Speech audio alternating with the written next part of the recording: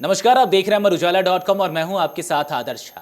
आज बातचीत करेंगे इस मौसम के बारे में जहां धूप अपने चरम पर है।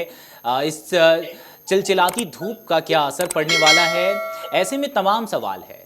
जैसे कि क्या आपने कभी सोचा है कि जिस धरती पर हम सांस लेते हैं वही धरती अगर धीरे धीरे भट्ठी में बदल जाए, या फिर ये जो पूरी प्राकृतिक रूप से जो बदलाव हो रहा है, इस बदलाव के पीछे क्या कारण है।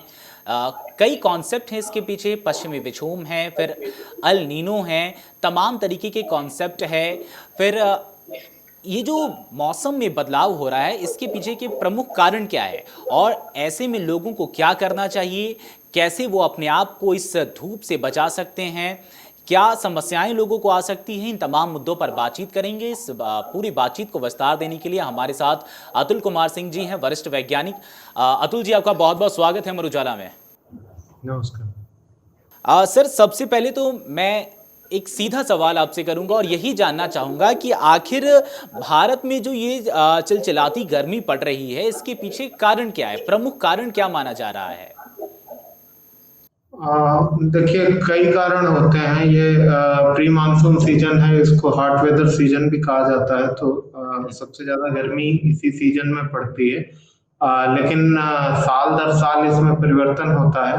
मुख्य कारण जो इस समय बढ़ते हुए तापमान है वो जलवायु परिवर्तन एक उसका मुख्य कारण है, जो कि परमानेंटली अभी देखा जा रहा है उसका इफेक्ट। और आने वाले दिनों में भी ये धीरे धीरे और प्रभावी होता जाएगा। पिछली 21वीं सदी में मुख्य रूप से बात करें तो जलवायु परिवर्तन का असर जन सामान्य को दिखाई देना आरंभ हो गया है। इसके पहले तक बात ऐसी होती थी कि जलवायु परिवर्तन एक हाइपोथेटिकल कॉन्सेप्ट है, but it is no more a hypothetical concept. और अभी हमारी रोजमर्रा के जीवन में, दिनचर्या में इसके असर सार्वभौमिक तौर पर दिखाई दे रहे हैं। अब अगर इस पर्टिकुलर ईयर 2026 के परिप्रेक्ष्य में बात करें तो किसी पर्टिकुलर सीजन में वेदर कैसा होगा, तापमान कैसे होंगे, इसको कई सारे कारक निर्धारित करते हैं। उसमें कई भौगोलिक कारक होते हैं और कई क्षेत्रीय कारक होते हैं और कुछ लोकल कारक होते हैं। तो अगर भौगोलिक कारक के रूप में बात करें तो एल नीनो सदर्न ऑसिलेशन ये एक रिमोट फोर्सिंग होती है और एक मेजर रिमोट फोर्सिंग होती है, जो कि मध्य पैसिफिक में देखी जाती है।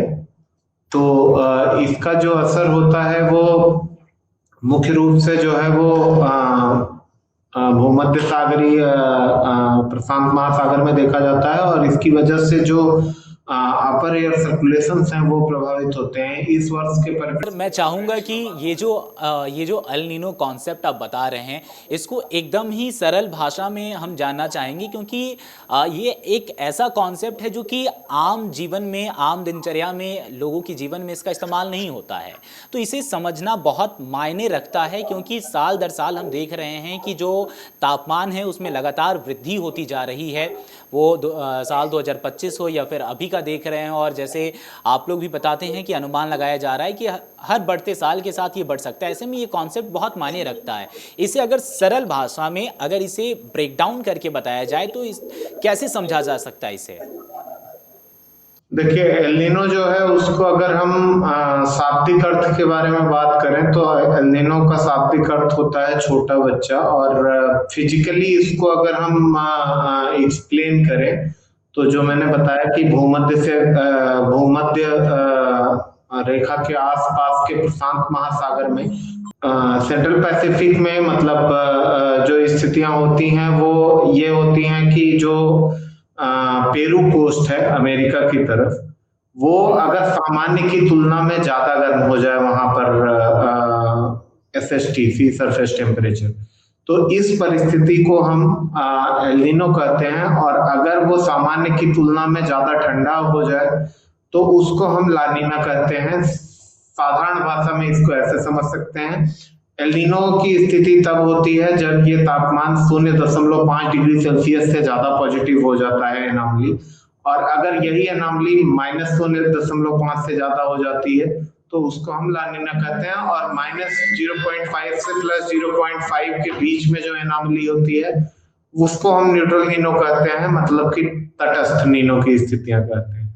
अब इन परिस्थितियों के परिप्रेक्ष्य में अगर हम आगे बात करें तो इस वर्ष की अच्छा, ये इसका जो रोल होता है वो भारत के ऊपर ये मानसून को भी प्रभावित करता है और गर्मियों को भी प्रभावित करता है, क्योंकि भारत के ऊपर एक एनॉमलस एंटी साइक्लोन बनता है और इस एनॉमलस एंटी साइक्लोन की वजह से ड्राई विंड्स का सब्सिडेंस होता है, जिसके कारण की मानसून ऋतु में अगर एल नीनो है, वार्म फेज जिसको हम कहते हैं इंसो की, तो वो वार्म फेज, अच्छा ये इंसो ये भी होता है कि ये एक कपुल्ड एयर सी इंटरेक्शन सिस्टम है। एल नीनो जो है वो पैसिफिक ओशन में देखा जाता है, जबकि सदर्न ऑसिलेशन जो है ये इसका एटमॉस्फेरिक कंपोनेंट होता है। अच्छा, ये प्रशांत महासागर में ये तमाम गतिविधियां होती हैं, तो ये फिर कैसे भारत के तमाम हिस्सों में कैसे बढ़ता है और इसका कैसे प्रभाव दिखता है? जी, जैसे मैंने बताया ये एक रिमोट फोर्सिंग होती है और एल नीनो सदर्न ऑसिलेशन का जब वार्म फेज होता है जिसको हम एल नीनो कहते हैं, उस समय भारत के ऊपर जो है वो एक एनॉमलस एंटी साइक्लोन बनता है, एक एनॉमलस प्रचक्रवात। और प्रचक्रवात की प्रकृति होती है कि उससे जो है वो वार्म एयर का सब्सिडेंस होता है, तो उस जगह पे जो है वो कन्वेक्टिव एक्टिविटी या वर्षा की गतिविधियां हम बात कहें तो सप्रेस कर देता है, उसमें कमी देखी जाती है, जबकि गर्मियों में वृद्धि देखी जाती है। इस साल के परिप्रेक्ष्य में या और जबकि अगर लानीना की बात करें तो लानीना का इफेक्ट जस्ट इसका उल्टा होता है, मतलब बारिश में बढ़ोतरी होती है, क्योंकि वो एनॉमलस एंटी साइक्लोन नहीं होता है बल्कि ये फेवर करता है इंडियन समर मानसून रेनफॉल को। और गर्मियों के सीजन में या ठंडियों के सीजन में बात करें तो तापमान कम रहने के लिए इसकी प्रवृत्ति जो है वो अनुकूल होती है। इस वर्ष 2026 के परिप्रेक्ष्य में यदि हम बात करें तो ठंडी के सीजन तक वीक लानीना सिचुएशन थी, कमजोर लानीना था, परंतु ये हॉट वेदर सीजन में धीरे धीरे वार्म फेज एल नीनो की तरफ बढ़ रहा है। इस समय न्यूट्रल नीनो है और ये धीरे धीरे वार्म हो रहा है, धीरे धीरे गर्म हो रहा है, जिसकी वजह से जो है ये हॉट वेदर सीजन में और ज्यादा तापमान के लिए जो है अनुकूल परिस्थितियां उत्पन्न कर रहा है। इसके साथ साथ जो आने वाला मानसून सीजन है उस समय इसके फुल्ली एल नीनो की तरह डेवलप हो जाने की संभावना है, जिसके कारण कि भारत में इस साल जो मानसूनी वर्षा है वो सामान्य से कम होने का दीर्घावधि पूर्वानुमान जारी किया गया है। अभी सर देखा जा रहा है कि जून में अमूमन पहले देखा जाता था कि जून में जो गर्मी पड़ती थी वो गर्मी अभी ही पड़ने लगी है।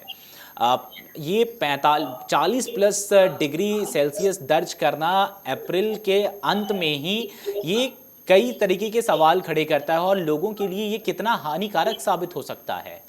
जी देखिए, तो वही जो मैं एक तो रिमोट फोर्सिंग एल नीनो जो है वो धीरे धीरे फेवरेबल हो रहा है ज्यादा तापमान होने के लिए। दूसरे जो क्षेत्रीय कारक होते हैं उनमें मुख्य रूप से होता है पश्चिमी विक्षोभों का आगमन। पश्चिमी विक्षोभ जो होते हैं वो जब आते हैं तो उनकी वजह से पहाड़ी इलाकों और उससे लगे हुए मैदानी इलाकों में वर्षा भी होती है और उस समय एक इनस्टेबिलिटी डेवलप होने की वजह से तापमान में गिरावट देखी जाती है, बादलों की भी आवाजाही बनी रहती है, जिसके कारण कि ऐसा होता है। अब अगर इस वर्ष की बात करें तो मार्च के आखिरी पखवाड़े और अप्रैल के पहले पखवाड़े यानी कि मार्च के आखिरी हफ्ते और अप्रैल के प्रारंभिक 10 दिनों के दौरान यदि हम कहें तो 2-3 सक्रिय पश्चिमी विक्षोभ आए, जिसके कारण की भारी मात्रा में वर्षा और चरम घटनाएं, आंधी तूफान और ओलावृष्टि देखी गई, जिसके कारण की तापमान काफी सामान्य से नीचे चले गए थे। परंतु वो स्पेल खत्म होने के बाद कोई दूसरा सक्रिय पश्चिमी विक्षोभ अभी तक नहीं आया है मैदानी इलाकों में, जिसके कारण की तापमान बढ़ना शुरू हुए और वो लगातार बढ़ते चले गए। इसके अतिरिक्त सेंट्रल इंडिया के ऊपर इस सीजन में एक प्रचक्रवात बनता है, एंटी साइक्लोन अपर एयर में हाई प्रेशर सेल होती है। इस वर्ष उसकी स्थिति जो है वो आंतरिक महाराष्ट्र तथा इससे लगे हुए क्षेत्रों के आसपास वो प्रचक्रवात संकेंद्रित है और प्रचक्रवात की प्रकृति होती है कि वो क्लियर वेदर के लिए फेवरेबल कंडीशन इंड्यूस करता है। तो आप देखेंगे कि पिछले 15-20 दिनों से आसमान बिल्कुल साफ है, जिसके कारण कि दिन में रेडिएटिव हीटिंग इंटेंस हो रही है। दिन भर धूप निकल रही है, बिल्कुल बादल नहीं है और क्लियर वेदर की वजह से रेडिएटिव हीटिंग हो रही है और धरती गर्म हो रही है। इसके अतिरिक्त ये पृथ्वी का एक दूसरा रोल भी होता है। ये अपर एटमॉस्फेयर में एक लिड की तरह काम करता है। इसके आउटर पेरिफेरी पे गर्म हवाओं का अधोगमन होता है, या तथा ये किसी भी तरह के कन्वेक्शन को सप्रेस करता है। मतलब हवाएं जब सतही स्तर पर गर्म होती हैं तो वो ऊपर की ओर उठती हैं हल्की होके, लेकिन जब ये चक्रवात होता है तो ये इन हवाओं के ऊपर उठने को रोक देता है। तो मतलब ये जो गर्म हवाएं सरफेस पे है वो यहीं पर रुकी रहती हैं, यहीं पर फंसी रहती हैं, जब तक कि बहुत तेज सतही हवाएं ना बह रही हो। तो ये गर्मी इस वजह से भी ये एक लिड की तरह काम करता है, या जिसे आम बोलचाल की भाषा में हीट डोम भी लोग कहते हैं। तो ये हीट डोम जैसी या लिड जैसी स्थिति उत्पन्न करता है, जिसके कारण कि नीचे की गर्मी जो है वो कहीं पे भी उसका विसरण नहीं हो पाता है और वो यहीं पे लॉक हो जाती है वो गर्मी। और इसके अलावा अच्छा, आपने हीट वेव का जिक्र किया है सर। ये हीट वेव जो है ये आम लोगों के लिए कितना खतरनाक है, इससे लोगों को कितना नुकसान हो सकता है? जी, उसी पे मैं आ रहा हूँ। दूसरी चीज जो है, इस सीजन में गर्म पछुआ हवाएं बहती हैं, पछुआ हवाएं नॉर्मल क्लाइमेटोलॉजिकल विंड, और वो जो है रेगिस्तानी इलाकों से आ रही हैं, वहां पहले से ही तापमान काफी ऊपर है, तो वो हवाएं भी गर्मी लेके आ रही हैं। और इन सारी स्थितियों को मिला के जो है वो तापमान सामान्य से काफी ऊपर चले गए हैं। अब तापमान सामान्य से ऊपर होने की एक विशेष परिस्थिति है जिसको हम हीट वेव, उष्ण लहर या लू की तरह कैटेगराइज करते हैं। अगर हम इसकी परिभाषिक तौर पर बात करें तो मैदानी इलाकों में, विशेष रूप से यदि मैदानी इलाकों के परिप्रेक्ष्य में बात करें तो दो क्राइटेरिया होता है। पहला ये कि तापमान, अधिकतम तापमान 40 डिग्री सेल्सियस से अधिक होना चाहिए, तथा ये अपने जलवायु औसत की तुलना में 4.5 डिग्री सेल्सियस से अधिक होना चाहिए। तो इस परिस्थिति को हम हीट वेव या लू कहते हैं, सब्जेक्ट टू द कंडीशन कि किसी भी एक मेट्रोलॉजिकल सब डिवीजन में कम से कम 2 स्टेशन 2 दिन के लिए इस तरह की स्थितियों को मतलब सेटिस्फाई करें। तो और दूसरी परिस्थिति जो हीट वेव के लिए होती है कि अगर तापमान जो है वो 45 डिग्री सेल्सियस 45 डिग्री सेल्सियस को पार कर जाए तो उनका सामान्य से जो भी विचलन हो उस स्थिति को हम एब्सोल्यूट टेम्परेचर के आधार पर हीट वेव या लू की स्थिति कहते हैं। अब इन दोनों परिस्थितियों के आधार पर जो है वो लू का निर्धारण किया जाता है, तथा इन्हीं दोनों परिस्थितियों के आधार पर एक सीवियर हीट वेव भी होती है, भीषण लू। यदि तापमान 40 से ऊपर है और उनका सामान्य से विचलन 6.5 डिग्री सेल्सियस से अधिक हो जाए तो उसको हम भीषण लू की तरह कैटेगराइज करते हैं। और यदि वही एब्सोल्यूट टेम्परेचर जो है वो 47 डिग्री सेल्सियस से ऊपर चला जाए तो उसको भी हम भीषण लू की तरह क्लासिफाई करते हैं। तो ये है लू की परिस्थितियां किस तरीके से निर्धारित की जाती हैं, उसका एक विवरण। तथा अगर इस साल की बात करें तो इस साल हम देखेंगे कि इन सारी अनुकूल परिस्थितियों जो मैंने आपको बताया कि एक एंटी साइक्लोन अपर एयर में है, एल नीनो सदर्न ऑसिलेशन अपने वार्म फेज की ओर मूव कर रहा है कोल्ड फेज से। तीसरा, पिछले 15 दिनों के दौरान या 20 दिनों के दौरान कोई भी सक्रिय मौसम तंत्र प्रदेश के मैदानी इलाकों में नहीं देखा गया है।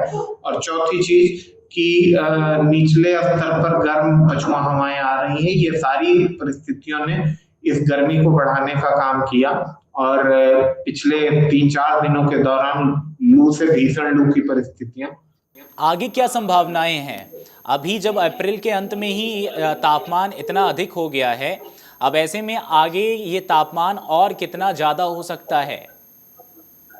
देखिए, इस साल की बात करें तो अभी ये तापमान काफी ऊपर गए और बांदा में all time highest temperature record जो था अप्रैल महीने का 47.4 डिग्री सेल्सियस, उसको इस साल इसने फिर से टच किया। इसके पहले 30 अप्रैल 2022 को तापमान 47.4 डिग्री सेल्सियस हुए थे।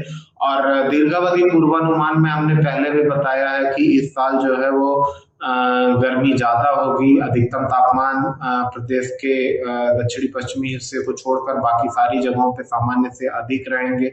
लू के दिनों की संख्या में भी प्रदेश के पूर्वांचल, मध्यांचल और तराई इलाकों में प्रभावी तौर पर वृद्धि होगी। न्यूनतम तापमान भी सामान्य की तुलना में पूरे प्रदेश में ज्यादा रहेंगे। तो कुल मिला के अप्रैल से जून के दौरान जो है वो गर्मी सामान्य की तुलना में काफी ज्यादा पड़ेगी। ये एक दीर्घावधि पूर्वानुमान है, लेकिन अगर मध्यावधि पूर्वानुमान में अगले एक हफ्ते के मौसम के बारे में बात करें तो ये लू की परिस्थितियां, एक पश्चिमी विक्षोभ जो है वो आज से उत्तर पश्चिमी भारत को प्रभावित करना आरंभ कर रहा है। उत्तर प्रदेश में भी इसका प्रभाव आज शाम से दिखाई देना पश्चिमी उत्तर प्रदेश में शुरू हो जाएगा। इसके साथ ही प्रदेश में बने हुए चक्रवाती परिसंचरण तथा बंगाल की खाड़ी से निचले क्षोभ मंडल में आ रही पूर्व हवाओं की वजह से तापमान, पूर्वी उत्तर प्रदेश में तापमान में गिरावट आना शुरू हो गई है। आज जो है इसमें 3 से 5 डिग्री सेल्सियस की गिरावट आने की संभावना है तथा आगे आने वाले दिनों में इसमें कमी देखी जाएगी पश्चिमी उत्तर प्रदेश में भी। तो पूर्वी उत्तर प्रदेश से आज यानी कि 27 अप्रैल को ही लू की स्थितियां समाप्त हो जाएंगी, जबकि पश्चिमी उत्तर प्रदेश में कल यानी कि 28 अप्रैल के बाद इससे राहत मिलने की संभावना है 28 अप्रैल से। और उस रात की स्थितियां भी आज रात तक ही रहेंगी, इसके बाद इससे भी राहत मिलने की संभावना है। तो कुल मिला के 28 अप्रैल से उत्तर प्रदेश में भीषण लू की जो स्थितियां बन रही थी उससे एक ट्रांजिएंट रेनफॉल स्पेल की वजह से एक सप्ताह के आसपास के लिए राहत मिलने की संभावना है, क्योंकि तापमान में 3 से 5 डिग्री सेल्सियस की गिरावट आएगी और कुछ जगहों पे बारिश भी देखने को मिलेगी तेज हवाओं के साथ। अच्छा अतुल जी, पुराने जो वर्ष, गत वर्षों के अगर हम रिकॉर्ड्स उठाकर देखें और अभी जो मौजूदा स्थिति है तापमान को लेकर, ऐसे में क्या कुछ अनुमान लगाया जा सकता है कि जून जुलाई के महीने तक में हाईएस्ट जो टेम्परेचर है वो कितने डिग्री तक रिकॉर्ड किया जा सकता है? जो संभावनाएं अगर बन सकती है वो कितने डिग्री तक की? देखिए, पूर्वानुमान की एक लिमिट ऑफ प्रेडिक्टेबिलिटी होती है और जो एग्जैक्ट क्वांटिटेटिव पूर्वानुमान होते हैं वो मध्यावधि से ज्यादा, अगले एक हफ्ते से ज्यादा का एग्जैक्ट तापमान का वैल्यूएशन नहीं किया जा सकता है।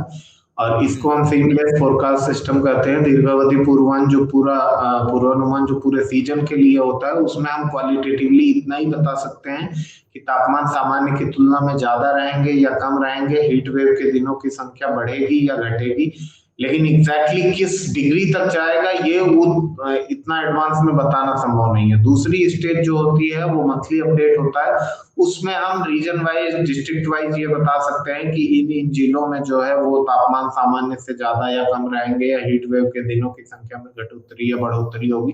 लेकिन एग्जैक्ट वैल्यू किस दिन कितनी होगी ये मासिक अपडेट में भी नहीं बताया जा सकता। जो ये बताया जा सकता है वो है विस्तारित अवधि पूर्वानुमान या एक्सटेंडेड रेंज फोरकास्ट। उसमें हम अगले 4 हफ्तों के लिए साप्ताहिक पूर्वानुमान जारी करते हैं, जिसमें से कि 2 हफ्ते की प्रेडिक्टेबिलिटी लिमिट अच्छी होने की वजह से उसको जनसामान्य के लिए जारी किया जाता है और उसके आधार पर हम रीजन वाइज बता सकते हैं कि इन क्षेत्रों में इतने तापमान होने की संभावना है, जिसको हमने अभी भी ये प्रेडिक्टेबिलिटी लिमिट में बताया हुआ है, जो पिछले बृहस्पतिवार को जारी किया गया है। पहले सप्ताह में जो है वो प्रदेश भर में लू की स्थितियां मध्यम से लेके प्रबल लू की स्थितियां बनेगी, जबकि दूसरे हफ्ते में इस तापमान, बारिश होने और में गिरावट के कारण प्रदेश के सिर्फ दक्षिणी भाग में हल्की लू की परिस्थितियां कहीं कहीं बन सकती हैं। तो फिलहाल अभी एक हफ्ते तक इससे राहत मिली रहने की संभावना है। उसके बाद फिर से तापमान में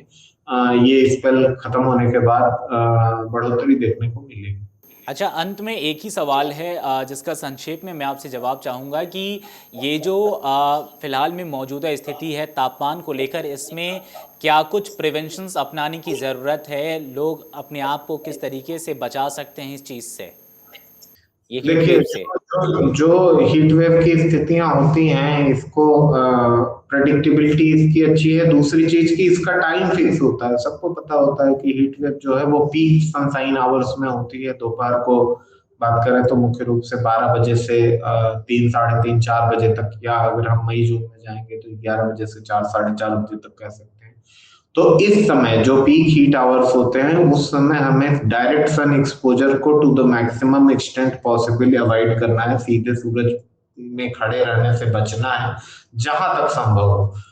और यदि हमें जाना ही है किसी असंभावी स्थिति में, उस समय हमें अपने सिर को ढक के रखना है टोपी से या छतरी से। इसके अलावा पूरे शरीर को जो है वो हल्के सूती कपड़ों से ढक के रखना है, जिससे कि आपको सीधा सूरज की रोशनी कम से कम पड़े। मुंह को, कान को, नाक को जो है वो किसी गमछे या फिर दुपट्टे से बांध के रखिए, जिससे सीधा गर्म हवा जो है वो अंदर ना जाए।